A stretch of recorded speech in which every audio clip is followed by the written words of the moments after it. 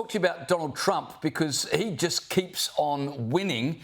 Days after being named Time Magazine's Person of the Year, he's been awarded $23 million in compensation after the ABC defamed him as a rapist. Brad, this is a massive loss for the ABC. Tell us what happened.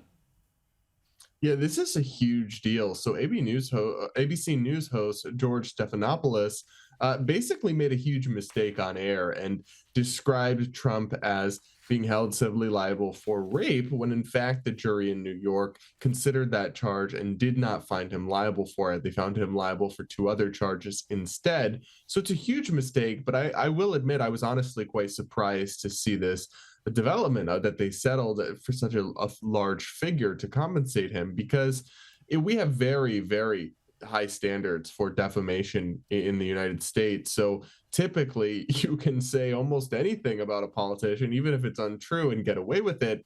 I think they must have been worried about what would come out in the wash. Maybe there's more that we don't know about. Maybe they don't want their emails and their information going through a discovery process where people would get a chance to lift the lid and bring some sunlight into what's happening inside these mainstream media outlets. But it was a really shocking story. And like you said, it is a huge win for Donald Trump and a huge black eye and massive embarrassment for the mainstream media, in particular ABC News. It certainly is. Now, look, Brad, there's something very odd going on in the skies above New Jersey where mysterious drones have been reported by thousands.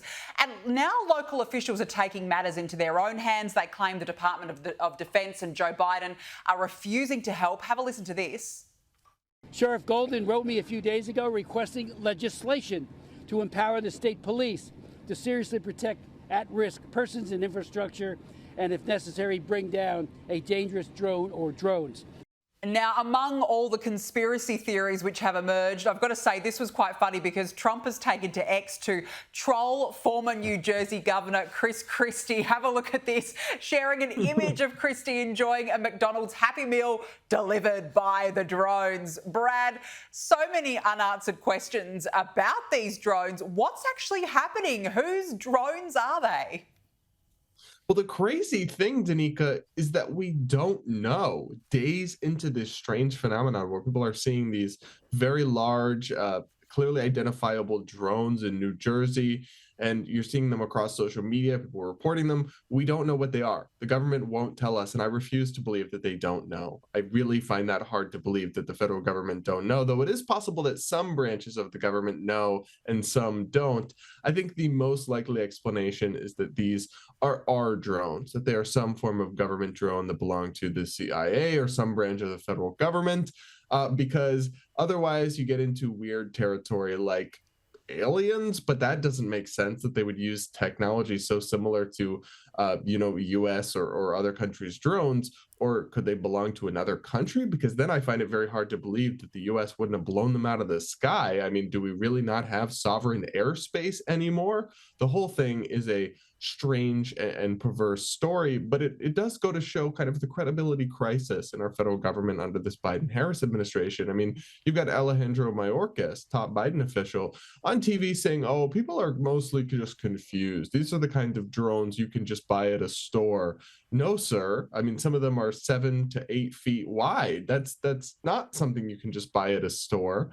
They're flying in patterns. They're confusing people and scaring people. And people want to be able to look to our government and get real answers and trust them, but they have a credibility crisis. And it's in moments like this when that's a real problem.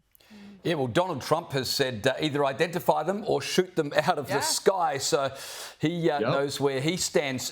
Back on Donald Trump and J.D. Vance, they received a very warm welcome when they attended the traditional Army versus Navy football game over the weekend. But, Brad, what got my attention was the national anthem. Trump was saluting. Vance was standing to attention. It seems like patriotism is back. Yeah, it's not surprising to me that they found a receptive audience there. The military is overwhelmingly supportive of them. And it is funny to me because I saw people online complaining that when they were watching this game, they barely showed Vance and Trump. But when you watch an NFL game, it'll cut to Taylor Swift 10 plus times. And who knows if that's true? I didn't tune in. I'm overseas right now. But I think it's interesting what pockets of life you'll see huge public displays of patriotism and support for Donald Trump and JD Vance, and which ones you won't. And it tells you something about American culture that he's so overwhelmingly popular in kind of everyday recreation and sports, like the NFL, or not the NFL, like college football, or like UFC fights. And yet in Hollywood or kind of elite circles in those camps, he would get a very different reception. So I think that we're seeing America silo off in ways that's interesting, but also revealing in terms of our cultural phenomenon and how politics intersects with it all. Yeah, it's a really good point, Brad. Now, look, before we let you go, the Department of Education spent at least $1 billion DEI hiring, programming and mental health training in America's schools since 2021. Brad, unbelievable. What sort of nonsense ideology is being peddled in these departments?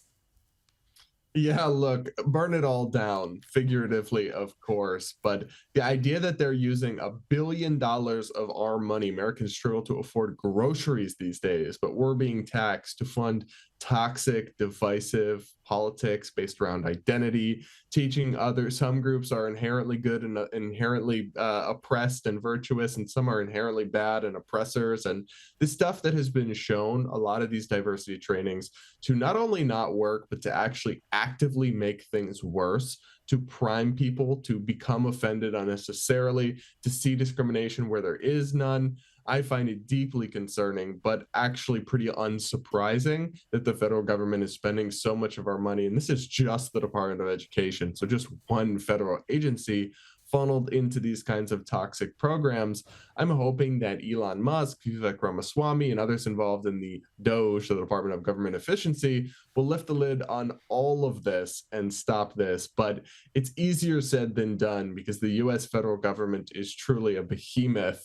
It is very good at covering up for itself and resisting this kind of sunlight. But when we do, we can see what's going on, and most of the American people aren't supportive of it. And it's not about being against racism or against discrimination. No, DEI trainings and materials and advocacy goes far beyond that into territory that I think most people would find actually divisive in its own right and often alienating. So this should all be defunded and really prompt a lot of introspection as to how we ever ended up putting people in charge and in power that ever thought something like this was a good idea. Yeah.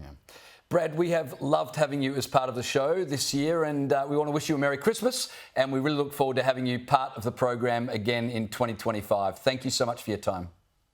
Thank you, guys. Appreciate it.